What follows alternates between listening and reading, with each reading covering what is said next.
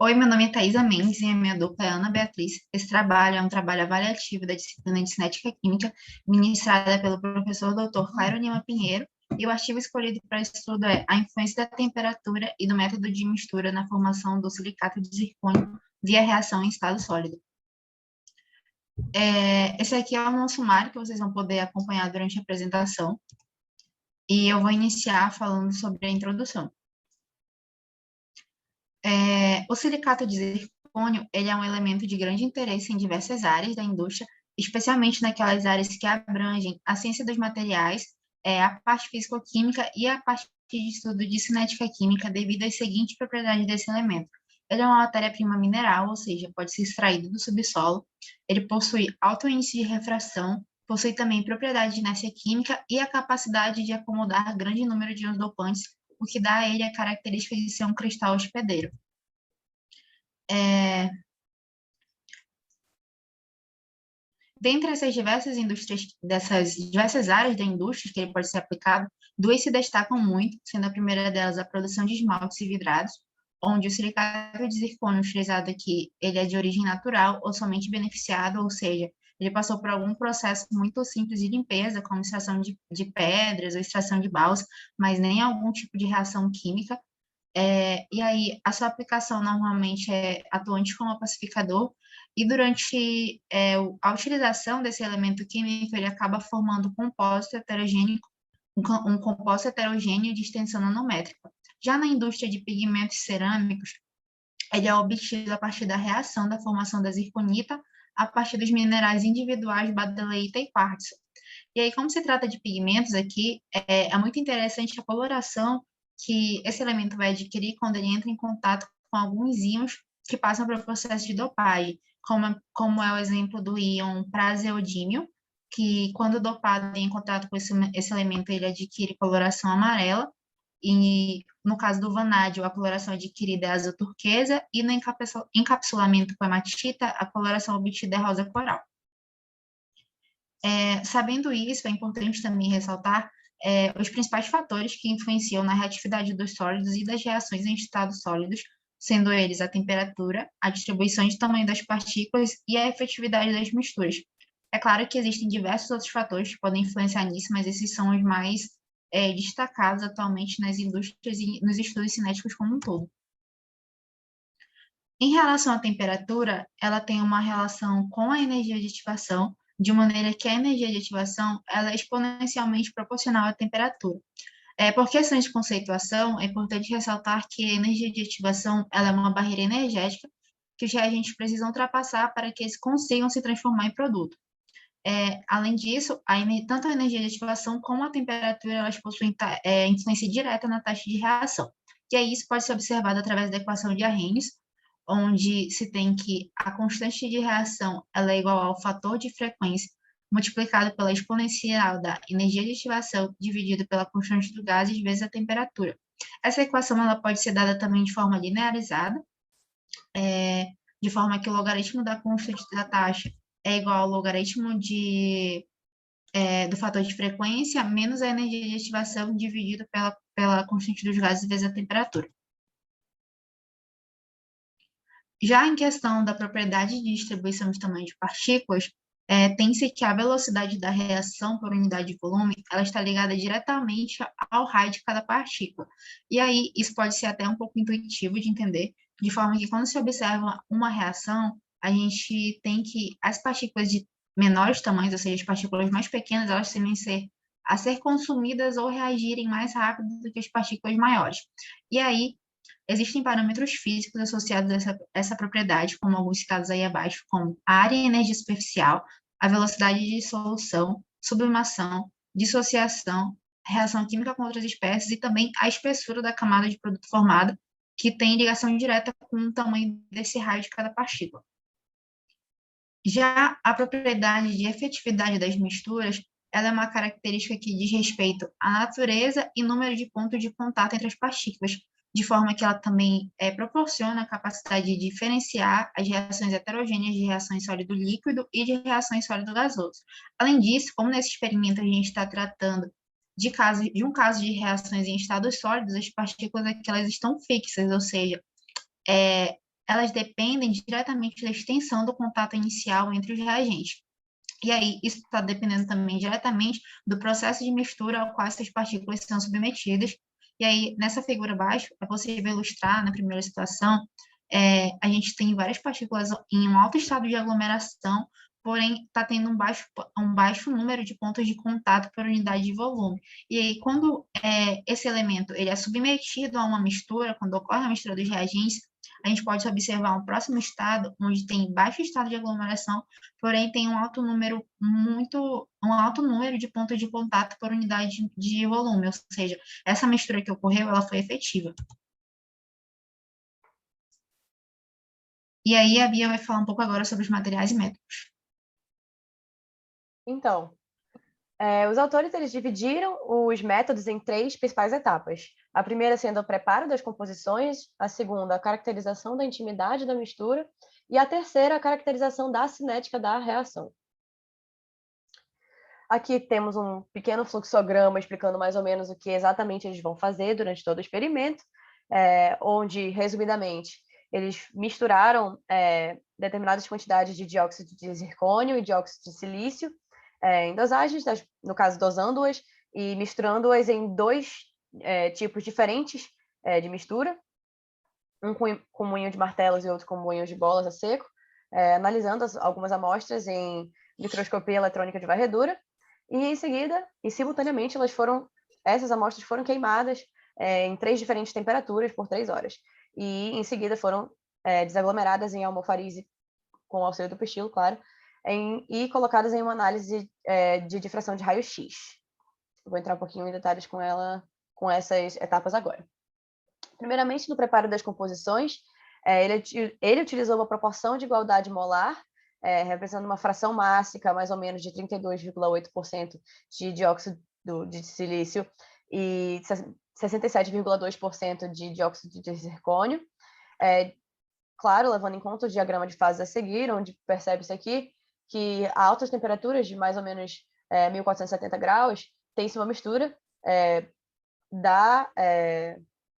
substância procurada junto com os cristais. As composições foram misturadas por meio de 2 técnicas por, no máximo, 15 minutos. Uma utilizando o moinho de martelos e a outra utilizando o moinho de bolas a seco. Porém, as misturas colocadas no moinho de martelos foram separadas em 2 diferentes amostras, uma moída uma vez somente durante esses 15 minutos e outra 5 vezes. Em seguida, partiu-se para a caracterização da intimidade da mistura, com base na análise de mapeamento dos componentes das misturas a cru, por meio da microscopia eletrônica de varredura, onde foram preparadas pastilhas com 1,2 centímetros de diâmetro, mais ou menos, através de uma prensagem uniaxial, onde foram colocadas no porta-amostra, efetivando-se assim o contato elétrico com a tinta de prata, sendo recoberta em ouro posteriormente. Essas amostras foram submetidas à leitura com o microscópio utilizado Leica S440 e, simultaneamente, realizaram esses tratamentos térmicos por 3 horas, cada um nas 3 seguintes temperaturas, de 1.300 graus Celsius, 1.400 graus Celsius e 1.500 graus Celsius. Em seguida, as amostras foram desagregadas em almofariz para análise mineralógica por difração de raio-x, visando identificar exatamente que fase cristalina estava aquela mistura. Utilizando, assim, um difratômetro de raio-x Siemens D5005, com uma radiação de 1,542 angstroms e um intervalo de varredura 2θ de 19 graus a 32 graus, com um passo de 0,025 graus a cada 3 segundos, mais ou menos. Vou passar a palavra para a Thaís agora. Tá. Falando um pouco sobre os resultados e discussões, pode-se analisar embaixo 3 figuras obtidas a partir da micrografias em BSE, que quando se faz a análise através dos elétrons retroespalhados, com o aumento de 1000 vezes das amostras misturadas pelos métodos que a Bia citou anteriormente, que é o moinho martelo uma vez, moinho martelo 5 vezes e moinho bola a seco. Falando dessas propriedades, dos métodos de mistura que foram aplicados no experimento, observou-se através dessa análise a observação de contraste entre as partículas, que foi por esse método BSE, que eu falei anteriormente, e através da microscopia eletrônica de varredura em sistema de elétrons retroespalhados, foi possível observar uma salientação de diferenças químicas através da coloração, onde o elemento com maior número atômico ele apresentou uma cor mais clara, enquanto o elemento com menor número atômico apresentou o inverso, que foi uma cor mais escura. Sabendo isso, o óxido de zircônio, como ele tem massa molar de 107,22 gramas por mol, ele acabou sendo a partículas que apresentou coloração mais clara, enquanto o óxido de silício, com massa molar de 44,09 gramas por mol, acabou apresentando coloração mais escura. E aí, isso foi efetivado também através da confirmação por análise semi-quantitativa, EDS, que é a análise de espectroscopia de raio-x por energia dispersiva.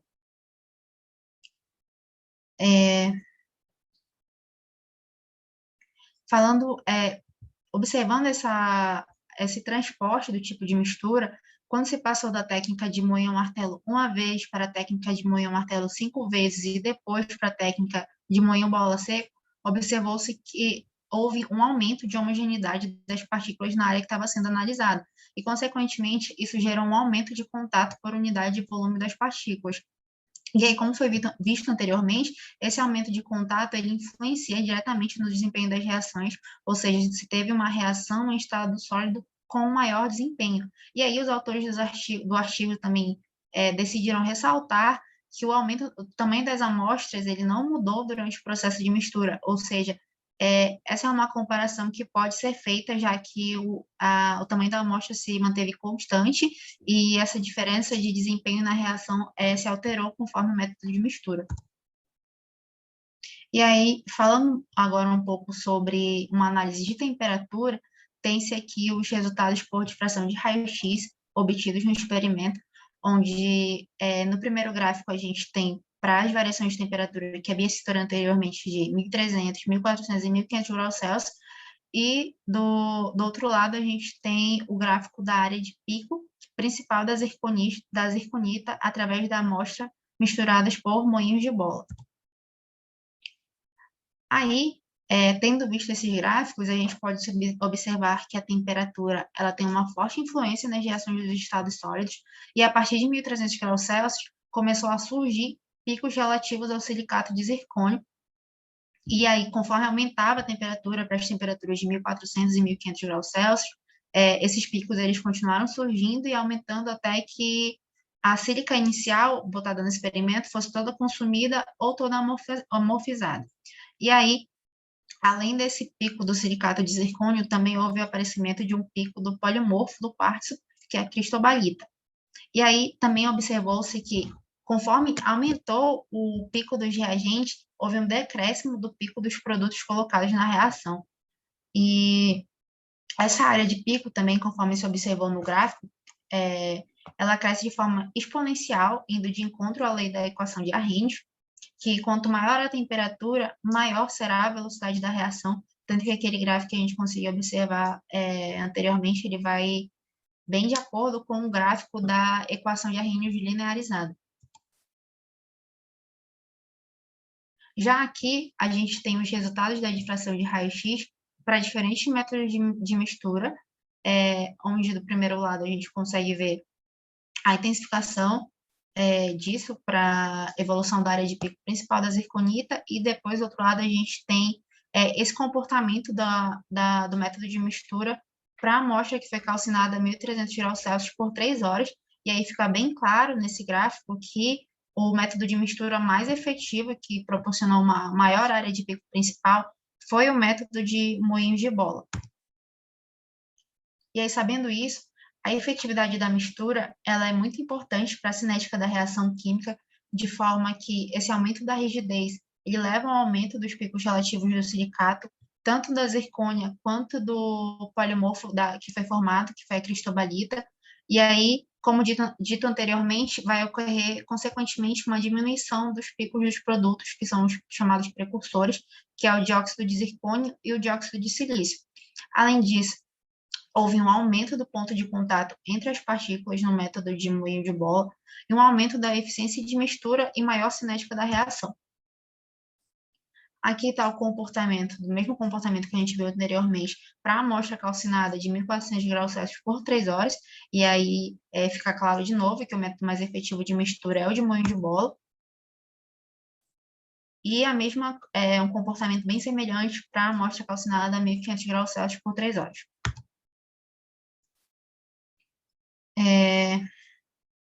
Sabendo isso, a gente consegue afirmar que o comportamento apresentado pelas amostras, ele reforça a relação entre o aumento dos pontos de contato por unidade de volume das partículas com o aumento da cinética da reação de formação da zirconita e também ocorre a ocorrência de uma diminuição dos picos dos precursores, como ficou bem observável nas 3 situações, para 1.300, 1.400 e 1.500 graus Celsius, e um aumento dos picos dos produtos, que no caso é a zirconita e a cristobalita, que era o que estava querendo formar no processo de reação. E aí isso está relacionado à diferença de temperatura entre as amostras que elas foram submetidas. Agora a Bia vai falar a conclusão. Bem, partindo para a conclusão, pelos resultados da microscopia eletrônica de varredura, pode-se caracterizar a efetividade dessas misturas, onde, com o aumento da homogeneidade dos percussores, conforme a utilização dos métodos de mistura, seja com moinho de facas, moinho de martelos, perdão, ou com moinhos de bolas a seco, quanto mais eficiente esse meu método de misturar, mais eu conseguia verificar o aumento do número de pontos de contato por unidade de volume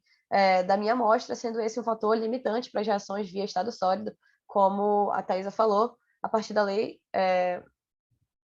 a partir da superfície de contato, onde esse mesmo fator de mistura, ele pode ser observado também na difração de raio-x, onde o aumento da fase da zirconita, formada com a utilização desse método de mistura mais eficiente, ou seja, quanto mais produto observado, foi um reflexo do aumento do número de centros ativos para que ocorresse essa difusão atômica.